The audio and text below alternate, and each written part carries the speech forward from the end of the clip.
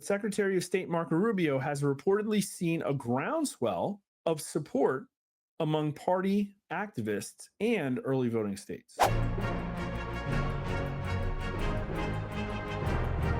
They were never just going to allow the baton to be passed because now Rubio trial balloons are launching. And here's the quick article. I don't think we have to read it all, but surprising rival to J.D. Vance as the next presidential candidate emerges with Republicans preparing for 2028. They're not really preparing for 2028, but a surprising rival to J.D. Vance in the early race for the 2028 Republican presidential nomination has emerged, according to a campaign expert. Vance has long been seen as the heir to Donald Trump's MAGA movement. Secretary of State Marco Rubio has reportedly seen a groundswell of support among party activists and early voting states. So the states have given support. CNN analyst Eric Bradner said Rubio, who's become a member of Trump's trusted inner circle, polls particularly well in Iowa. I haven't seen that poll. They don't cite it. He added that a former Florida senator is in with a shot at cultivating the support he needs to lead the MAGA movement in life after Trump. I was a little surprised during a recent visit to Iowa how frequently the name of Marco Rubio came up, often in the same breath as J.D. Vance. Both of them, despite their own very public criticism of Trump in the past, now seem to be viewed as team players, as closely aligned with Trump and with his current administration, obviously as leading members of it. He added that unlike Vance, Rubio has run for president before, barely. So he has spent time campaigning on the ground in states where gaining early traction is crucial. I don't think J.D. Vance is going to have a hard time putting together a primary ground game. This seems like CNN coat. I think they don't want J.D. Vance to be the heir apparent. They probably know that Rubio, although he is doing well, probably has some stuff that ties him to the establishment. I don't know what that is. A lot of people in the early voting states remember Rubio visiting them in 2016. That counts for nothing. When he finished third in Iowa in what were pretty competitive caucuses. Whatever. A lot of these early state Republican voters have met Rubio before. Vance, on the other hand, is still relatively new on the scene and may have more to prove, but he's the vice president and will be for another 3 years by the time it comes time to do the primary. So they like Vance, but they don't know him yet. Well, they're going to. They haven't had a chance to go through the usual process with him. By the end of 2027, do you think America is going to know more about Marco Rubio or about J.D. Vance? I think J.D. Vance would be a great nominee if he decides he wants to do that. Rubio told Fox. That's nice. I think he's doing a great job as vice president. He's a close friend, and I hope he. So I don't know. I think probably it's going to be one of those things where like maybe big donors come to Rubio and say, yo, it's your chance, bro. We want you. And it's like, it's this game in the primary where you're basically betting on a stock. You know, it's like penny stocks. You're going to throw money behind a candidate. If the candidate gets into office, then you get favors. It's kind of like that. And I think it's a little bit different for Vance just because he is the MAGA heir apparent. I think it's a foregone conclusion he's going to raise a ton of money. He probably doesn't necessarily need to put himself in those compromising situations. I don't know. But Trump apparently said that J.D. Vance is probably favored to take over MAGA, and that is a reversal from what it had been reported to me months ago through John Fawcett from another source that J.D. Vance wasn't going to be the nominee. So I don't know what to think about that. But I guess this is probably what Trump would say. He was asked if Vice President J.D. Vance is the heir apparent to his MAGA empire in a news conference on Tuesday and responded, most likely, while noting Vance's positions.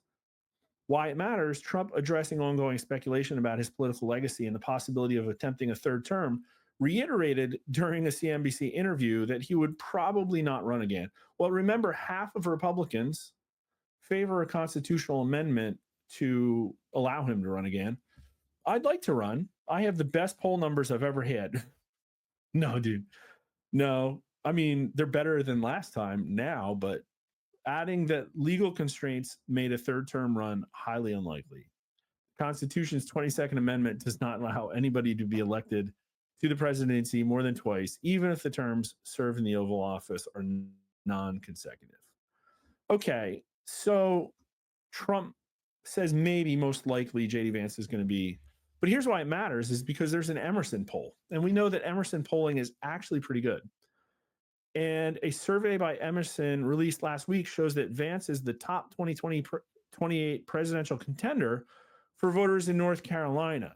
So we're not talking about Iowa, we're talking about North Carolina, which I think is another relatively early primary state. And they apparently pulled it in June as well, and it jumped 7 percentage points. And so JD Vance is on the upswing based on whatever he did over the last, whatever. Florida Governor Ron DeSantis received 7%, and Secretary of State Marco Rubio received 5%, the poll shows. Did they not give us a JD Vance number? No links either. Is it in this other article? I mean, it was a much higher number. Yeah, here it is. All right, 2 articles. I don't know why they put it in one and not the other. In the Emerson College survey conducted July 28th to 30th of 1,000 North Carolina registered voters, Vice President J.D. Vance is leading the Republican nomination with 53% among likely Republican primary voters, well ahead of Florida Governor Ron DeSantis with 7% and Secretary of State Marco Rubio with 5%. So I don't really care what an Iowa poll necessarily shows. I think North Carolina is going to be relatively reflective. And from my own experience polling swing states, to be honest with you, they were kind of similar now. Local issues matter a lot less to people, especially with the Biden administration. And maybe that will change. But I was looking at numbers from border states that were just very similar to states in the upper Midwest on things like illegal immigration. They knew what's going on. They know there's a border crisis, and so they poll on it very similarly to other relatively, same politically aligned states.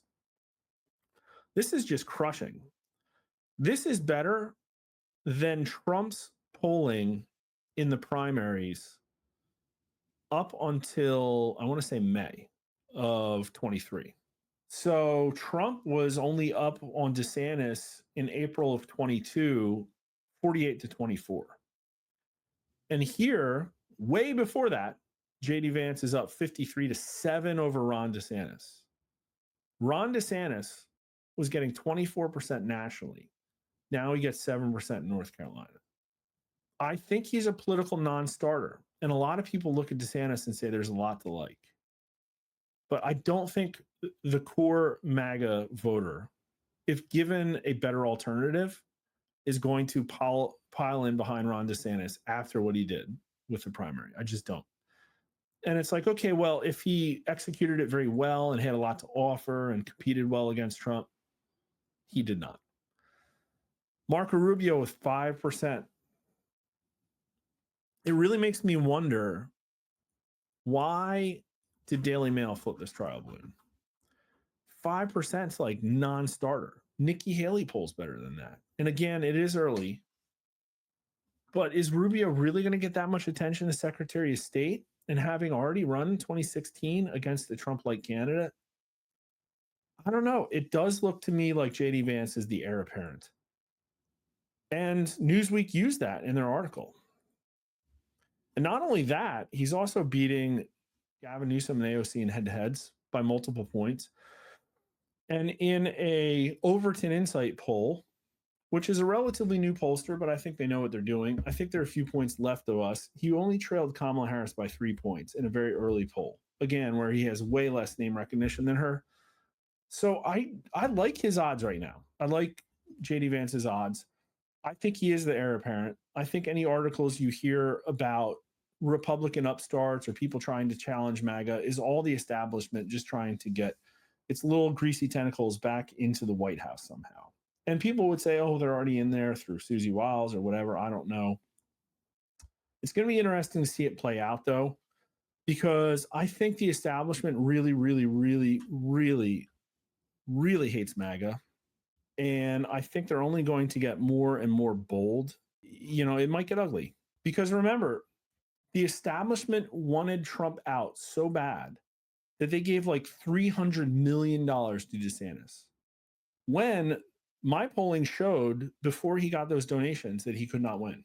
They paid another pollster $8 million to tell him that he could win, and they lied to him because they just needed a pollster to say that he could win so he could raise more money. Because you remember he burned through, I think he got like 150 or 200 million, and he burned through so many of those dollars real fast.